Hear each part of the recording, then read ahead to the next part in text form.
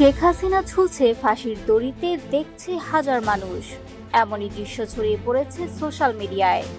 গত বছরের জুলাই আগস্টের গণ অভ্যুত্থানের সময় সংগঠিত মানবতা বিরোধী অপরাধের দায়ে ক্ষমতাচ্যুত সাবেক প্রধানমন্ত্রী শেখ হাসিনার বিরুদ্ধে আন্তর্জাতিক অপরাধ ট্রাইব্যুনাল যে মৃত্যুদণ্ড ঘোষণা করেছে, তার প্রতীকী কার্যকর করে ব্যাপক আলোচনার জন্ম দিয়েছে মৌলিক বাংলা নামের একটি সংগঠন।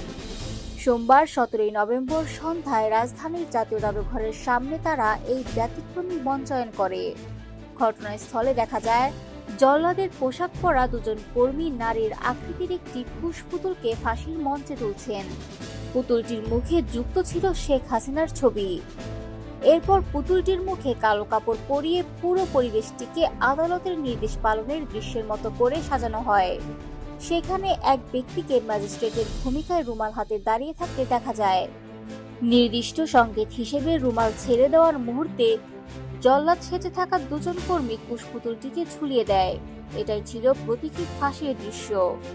এই প্রতীকী মঞ্চায়নের মাধ্যমে তারা সরকারকে সাহস ও বার্তা দিতে চেয়েছেন, যাতে শেখ হাসিনাকে দেশে ফিরিয়ে এনে আইনি রায়ের বাস্তবায়ন নিশ্চিত করা যায়। তাদের বক্তব্যে উঠে আসে, দেশবাসী বহুদিন ধরে এই রায়ের অপেক্ষায় আছে।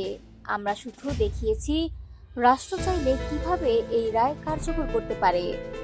এছাড়া শেখ হাসিনাকে ফেরত পাঠানোর দাবিতে মঙ্গলবার 18 নভেম্বর ভারতীয় দূতাবাসে স্মারকলিপি দেওয়ার ঘোষণা দেয় সংগঠনটি। তারা জানায়, ভারতের কাছে এই দাবি তুলতে এখনই সবচেয়ে উপযুক্ত সময়।